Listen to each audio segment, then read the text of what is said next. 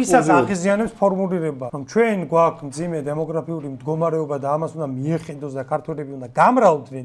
ეს ფორმულირება, ვისაც აი როგორც ვამპირს ფილმებში როა ჯურის დანახვაზე რაღაცა რო ეწვის, კანი, აი ესე რო ეგრევე გულმუცელი რო ეწვის, ეგ არის პირდაპირ მაგის ინდიკატორი, ის არის მტერი. კი, საქართველოს ქართველების მტერია თან. არა მარტო სახელმწიფოს მტერია, ჩვენი ეთნოსის მტერია. ჩვენი რწმენი, ჩვენი კულტურა, ყველაფრის მტერია და შესაბამისი რეაქცია უნდა გქონდეს. საქართველო უნდა იყოს ქართველების ექსკლუზიური არეალი, ქართული კულტურის, ქართული იდენტობის და მათ შორის გენოფონდის, ვინც ამის წინააღმდეგ არის, ის არის ჩვენი მტერი. სხვა დანარჩენი, ვინც ისტორიულად ჩვენს გვერდით ცხოვრობს, ისტორიულად ვინც ცხოვრობს. აფხაზები, ოსები, სომხები, აზერბაიჯანელები, ეზიდები, ოსები და მოდი ეგენი გავყაროთ.